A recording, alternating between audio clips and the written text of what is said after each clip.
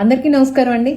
ఈరోజు జోగి రమేష్ గారు ఒక ప్రెస్ మీట్ పెట్టడం జరిగిందండి. నెల రోజుల తర్వాత తను ప్రెస్ మీట్ ముందుకు వచ్చానని, తన కుటుంబ విషయం గురించి మాట్లాడుతున్నానని చెప్పి వచ్చి ఒక ప్రెస్ మీట్ పెట్టి తన కంఠ శోషని బయట పెట్టుకున్నారు.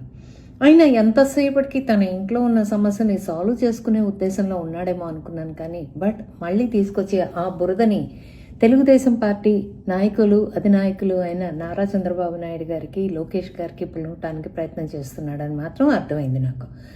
ఎందుకు చెప్తున్నాను అంటే, తన ఇంట్లో తన కోడలు తన మీద కేసు పెట్టి నన్ను ఇలా చేస్తున్నారయ్యా బాబు అని చెప్పి కేసు పెడితే దాన్ని వసంత కృష్ణప్రసాద్ గారు ఏదో నాటకం ఆడిచ్చి ఆ కేసు పెట్టించారని చెప్పి చెప్తున్నారు. అయ్యా జోగి రమేష్ గారు, మీరేదో చెప్తున్నారు. నేను ఎప్పుడు పర్సనల్ విషయాలకు వెళ్ళలేదు. తెలుగుదేశం వాళ్ళంతా మా పర్సనల్ విషయాలకు వెళ్ళి మా పర్సనల్ విషయాలను బయటకు తీసుకొచ్చి మమ్మల్ని అల్లరిపాలు చేశారు అని. ముందు మీ ఇంటి విషయం బయటికి రాకముందు, మీ ఇంటి విషయం బయటకు వచ్చి 4 గోడల మధ్యన ఉండాల్సిన విషయం 4 బజార్లో 4 గోడల మధ్యకి వచ్చేటప్పటికి అది మీ ఇంటి విషయం అవ్వదు. అందరూ మాట్లాడుకుంటారు, అందరూ దాని మీద చర్చిస్తారు. సో ఇక్కడ నేను ఏం చెప్తున్నాను అంటే, ఒక ఆడపిల్లకి అన్యాయం చేసిందే కాకుండా దాన్ని కప్పిపుచ్చుకోవడానికి ఇవాళ కూడా ఇంకా కూడా బుకాయిస్తున్నారు చూడండి. నాకు మీ మానసిక స్థితి మీద చూస్తే చాలా జాలేస్తుంది. నారా చంద్రబాబు నాయుడు గారిని, ఆయన కుటుంబాన్ని మీరు ఎలా మాట్లాడారు, మీరు మా పార్టీ ఆఫీస్ మీద ఎలా దాడి చేశారో మీరు మర్చిపోయారేమో, కానీ మేము ఇంకా మర్చిపోలేదు. ఇకపోతే ఏదో మీరు అసలు ఎలాంటి తప్పు చేయలేదని చెప్తున్నారు.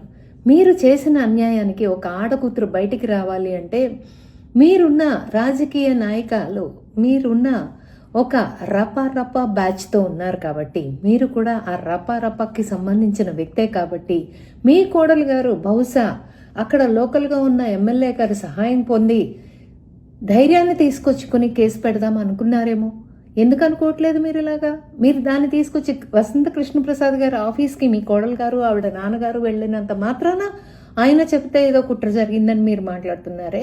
మరి మొన్న మీ అబ్బాయి మీ మీద కొట్టడానికి ముందుకొచ్చాడు, మీరు దాన్ని కప్పిపుచ్చడానికి ఎందుకు ప్రయత్నం చేస్తున్నాడు?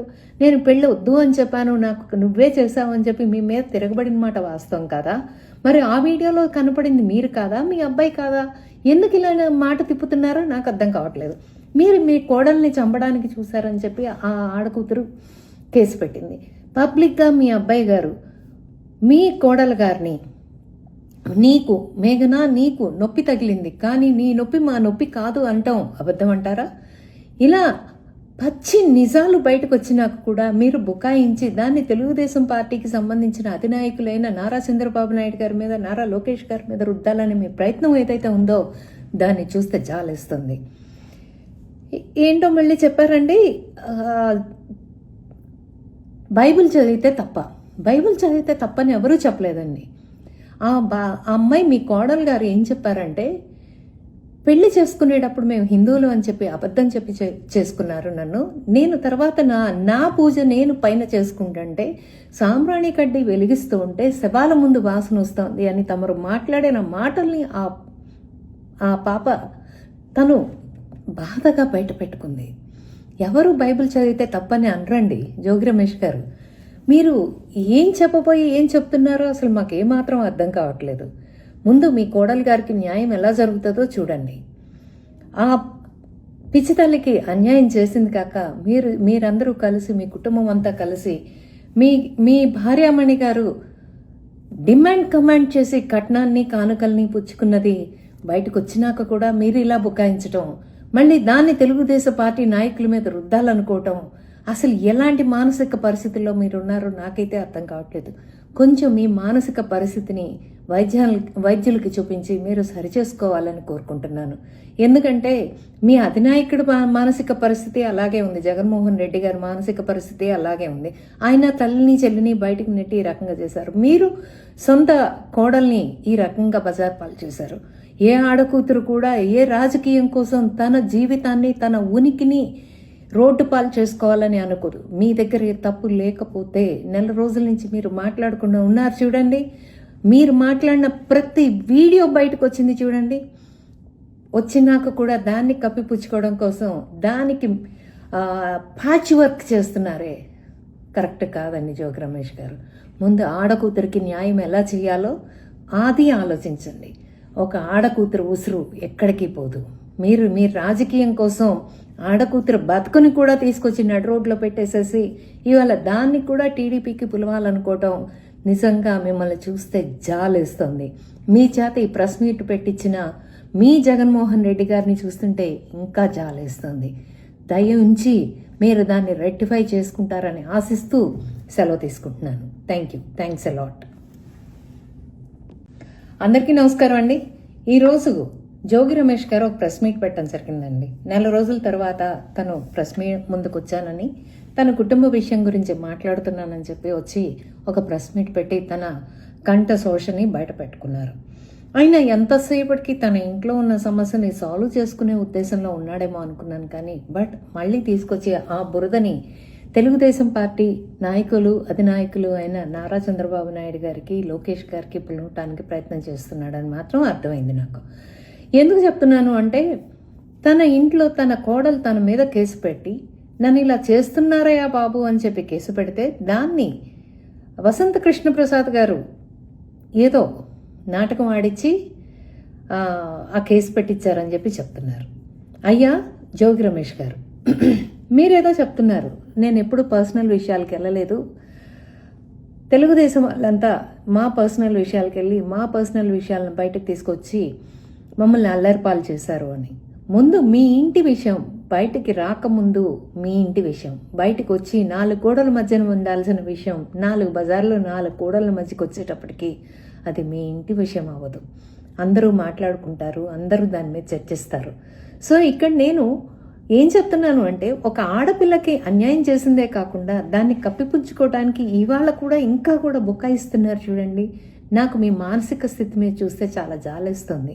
నారా చంద్రబాబు నాయుడు గారిని, ఆయన కుటుంబాన్ని మీరు ఎలా మాట్లాడారో, మీరు మా పార్టీ ఆఫీస్ మీద ఎలా దాడి చేశారో మీరు మర్చిపోయారేమో, కానీ మేము ఇంకా మర్చిపోలేదు. ఇకపోతే ఏదో మీరు అసలు ఎలాంటి తప్పు చేయలేదని చెప్తున్నారు. మీరు చేసిన అన్యాయానికి ఒక ఆడకూతురు బయటికి రావాలి అంటే, మీరున్న రాజకీయ నాయకులు, మీరున్న ఒక రపా బ్యాచ్తో ఉన్నారు కాబట్టి, మీరు కూడా ఆ రపాకి సంబంధించిన వ్యక్తే కాబట్టి, మీ కోడలు గారు బహుశా అక్కడ లోకల్గా ఉన్న ఎమ్మెల్యే గారి సహాయం పొంది ధైర్యాన్ని తీసుకొచ్చుకుని కేసు పెడదాం అనుకున్నారేమో. ఎందుకు అనుకోవట్లేదు మీరు ఇలాగా? మీరు దాన్ని తీసుకొచ్చి వసంత కృష్ణప్రసాద్ గారి ఆఫీస్కి మీ కోడలు గారు ఆవిడ నాన్నగారు వెళ్ళినంత మాత్రాన ఆయన చెప్తే ఏదో కుట్ర జరిగిందని మీరు మాట్లాడుతున్నారే.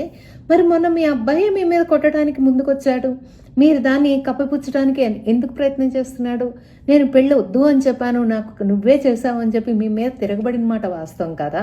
మరి ఆ వీడియోలో కనపడింది మీరు కాదా, మీ అబ్బాయి కాదా? ఎందుకు ఇలా మాట తిప్పుతున్నారో నాకు అర్థం కావట్లేదు. మీరు మీ కోడల్ని చంపడానికి చూశారని చెప్పి ఆ ఆడకూతురు కేసు పెట్టింది. పబ్లిక్గా మీ అబ్బాయి గారు మీ కోడలు గారిని, నీకు మేఘనా నీకు నొప్పి తగిలింది కానీ నీ నొప్పి మా నొప్పి కాదు అంటాం అబద్ధం అంటారా? ఇలా పచ్చి నిజాలు బయటకు వచ్చినాక కూడా మీరు బుకాయించి దాన్ని తెలుగుదేశం పార్టీకి సంబంధించిన అధినాయకులైన నారా చంద్రబాబు నాయుడు గారి మీద, నారా లోకేష్ గారి మీద రుద్దాలని మీ ప్రయత్నం ఏదైతే ఉందో దాన్ని చూస్తే జాలేస్తుంది. ఏంటో మళ్ళీ చెప్పారండి, బైబిల్ చదివితే తప్పని ఎవరూ చెప్పలేదండి. ఆ అమ్మాయి మీ కోడలు గారు ఏం చెప్పారంటే, పెళ్లి చేసుకునేటప్పుడు మేము హిందువులు అని చెప్పి అబద్ధం చెప్పి చేసుకున్నారు నన్ను. నేను తర్వాత నా పూజ నేను పైన చేసుకుంటుంటే సాంబ్రాణి కడ్డీ వెలిగిస్తూ ఉంటే శవాల ముందు వాసన వస్తుంది అని తమరు మాట్లాడిన మాటల్ని ఆ పాప తను బాధగా బయట పెట్టుకుంది. ఎవరు బైబిల్ చదివితే తప్పని అనరండి జోగి రమేష్ గారు. మీరు ఏం చెప్పబోయి ఏం చెప్తున్నారో అసలు మాకేమాత్రం అర్థం కావట్లేదు. ముందు మీ కోడలు గారికి న్యాయం ఎలా జరుగుతుందో చూడండి. ఆ పిచ్చితల్లికి అన్యాయం చేసింది కాక మీరందరూ కలిసి, మీ కుటుంబం అంతా కలిసి, మీ భార్యామణి గారు కమాండ్ చేసి కట్నాన్ని కానుకల్ని పుచ్చుకున్నది బయటకు వచ్చినాక కూడా మీరు ఇలా బుకాయించటం, మళ్ళీ దాన్ని తెలుగుదేశం పార్టీ నాయకుల మీద రుద్దాలనుకోవటం, అసలు ఎలాంటి మానసిక పరిస్థితుల్లో మీరున్నారో నాకైతే అర్థం కావట్లేదు. కొంచెం మీ మానసిక పరిస్థితిని వైద్యులకి చూపించి మీరు సరిచేసుకోవాలని కోరుకుంటున్నాను. ఎందుకంటే మీ అధినాయకుడు మానసిక పరిస్థితి అలాగే ఉంది, జగన్మోహన్ రెడ్డి గారి మానసిక పరిస్థితి అలాగే ఉంది. ఆయన తల్లిని చెల్లిని బయటకు నెట్టి ఈ రకంగా చేశారు. మీరు సొంత కోడల్ని ఈ రకంగా బజార్ పాలు చేశారు. ఏ ఆడకూతురు కూడా ఏ రాజకీయం కోసం తన జీవితాన్ని తన ఉనికిని రోడ్డు పాలు చేసుకోవాలని అనుకోరు. మీ దగ్గర ఏ తప్పు లేకపోతే నెల రోజుల నుంచి మీరు మాట్లాడకుండా ఉన్నారు చూడండి. మీరు మాట్లాడిన ప్రతి వీడియో బయటకు వచ్చింది చూడండి. వచ్చినాక కూడా దాన్ని కప్పిపుచ్చుకోవడం కోసం దానికి ప్యాచ్ వర్క్ చేస్తున్నారే, కరెక్ట్ కాదండి జోగి రమేష్ గారు. ముందు ఆడకూతురికి న్యాయం ఎలా చేయాలో అది ఆలోచించండి. ఒక ఆడకూతురు ఉసురు ఎక్కడికి పోదు. మీరు మీ రాజకీయం కోసం ఆడకూతురు బతుకుని కూడా తీసుకొచ్చి నడు రోడ్లో పెట్టేసేసి ఇవాళ దాన్ని కూడా టీడీపీకి పిలవాలనుకోవటం నిజంగా మిమ్మల్ని చూస్తే జాలేస్తుంది. మీ చేత ఈ ప్రెస్ మీట్ పెట్టించిన మీ జగన్మోహన్ రెడ్డి గారిని చూస్తుంటే ఇంకా జాలేస్తుంది. దయ ఉంచి మీరు దాన్ని రెక్టిఫై చేసుకుంటారని ఆశిస్తూ సెలవు తీసుకుంటున్నాను. Thanks a lot.